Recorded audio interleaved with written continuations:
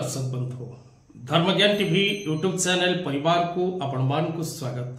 जो मित्र माने ए channel T को लाइक शेयर और सब्सक्राइब करना हमती समाने लाइक शेयर और सब्सक्राइब करंतु निजर मतामत कमेंट बॉक्स रे दबा को भूलंतुनी।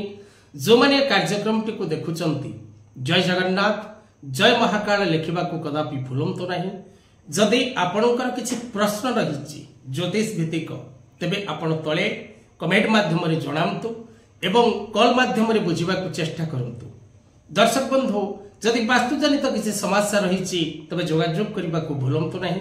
जदि निज पिलामानकर भविष्य विषय आपणकर किसी जानिबार अछि तबे तळे दिया जायतिबा नंबर रे जोगाजोग करने को भूलंतु नहीं। सर्वे भवन्तु सुखिनो समस्त खुशी रे रहंतु आनंद रे रहंतु। जगत जननी मां कनक दुर्गा को आशीर्वाद समस्त को परि रहू। दर्शक बंधु आज कार्यक्रम रे आमे आलोचना करबा बृहस्पति चलन 2025 किपरि रहिबो। कर्कट राशि कर्कट लग्न नाम राशि रे कर्कट 7-4-8-4-9-4 नक्षत्र रो कर्कट राशि व्यक्ति विशेष मान को पई गुरु चलन रो प्रभाव किपरि रहिबो। गुरु चलन 2025 कर्कट राशि राशिफल 2025 बृहस्पति चलन 2025 गुरु राशि परिवर्तन 2025। दर्शक बंधु मे मास 15 तारीख 2025 मसीह देवगुरु बृहस्पति वृष राशि मिथुन राशि को चलन करिवे। तेणु मिथुन राशि को बृहस्पति चलन द्वारा कर्कट राशि किपरि रहिबो भविष्य फल कौन रही राशि फल से विषय रे आजिर ए कार्यक्रम। मे मास 15 तारीख 2025 रे गुरु ग्रह वृष राशि मिथुन राशि को गोचर कले आपण राशि द्वादश भाव रे देवगुरु बृहस्पति गोचर करिवे। देवगुरु बृहस्पति आपण राशि षष्ठ एवं नवम भाव रो स्वामी ग्रह। षष्ठ एवं नवम भाव रो स्वामी ग्रह द्वादश भाव रे गोचर करिवे एवं द्वादश भाव रे गुरु ग्रह गोचर करी आपण राशि चतुर्थ स्थान षष्ठ स्थान और अष्टम स्थान को पूर्ण रूपे दृष्टि प्रदान करिवे। कारण देवगुरु बृहस्पति तीनोटी दृष्टि पंचम दृष्टि सप्तम दृष्टि और नवम दृष्टि। तेणु चतुर्थ स्थान को षष्ठ स्थान को और अष्टम स्थान को आपण राशि पूर्ण दृष्टि देवे देवगुरु बृहस्पति। तेणु आपण को प्रायतः गुरु गोचर पूर्ण शुभफल प्राप्ति करिबारे बाधा सृष्टि हबो। कारण देवगुरु बृहस्पति व्यय स्थान रे द्वादश भाव रे आपण राशि रे रहिबे। तेणु द्वादश भाव रे जेतबळे आपण राशि विशेष करी षष्ठ और नवम भाव रो स्वामी ग्रह रहिबे। तेणु भाग्यकारक ग्रह एवं शत्रुकारक ग्रह देवगुरु बृहस्पति। तेणु आपणकर स्वास्थ्य जनित समस्या हेल्थ रिलेटेड प्रोब्लेम्स आपण निश्चित भोग करिवे।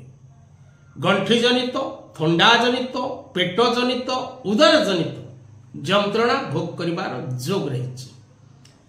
शत्रु पीड़ा भोग करिवे। शिक्षा क्षेत्र रे थिबा प्रत्येक छात्र छात्री माने विचलित रहिबे। चंचल प्रकृति देखा दबो।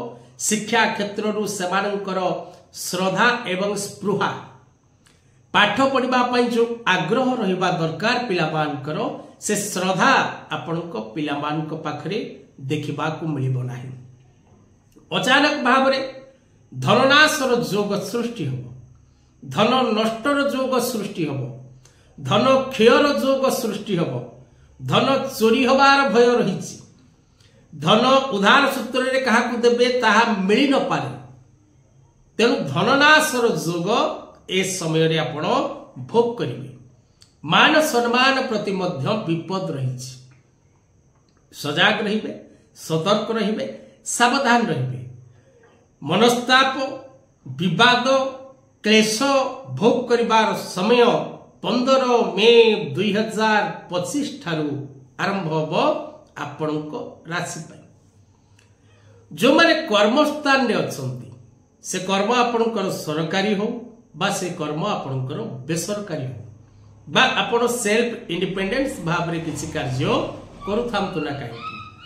ऑनलाइन व्यवसाय ऑफलाइन व्यवसाय बा कोनोसी प्रकार रो व्यवसाय रे आपण जदि संश्लिष्ट थांती विशेषकर आपण समय शुभपूर्ण नुहे तेणु भावी चिंती आपण व्यवसाय क्षेत्र में पुंजीनिवेश करवा एवं कर्म क्षेत्र जदि आपण प्राइवेट रे जॉब करूचंती चाकरी छाड़ी आ गोटे चाकरी करबा पई चाहुथांती तबे भावी चिंती चाकरी छाड़िबे कारण समय आपणक फर रे नाही तेणु आपण निश्चित भाव रे कष्ट भोग करिवे दुख भोग करिवे व्यवसाय मंदारे चलिबो कर्ममय जीवन रे आपण कष्ट भोगिबे विवाह जीवन रे बाधा आसीबो वैवाहिक दाम्पत्य जीवन कष्टप्रद रहिबो प्रेम संपर्क रे अशांति सृष्टि हबो शिल्प और कृषि क्षेत्र रे आपण क्षति सहिबे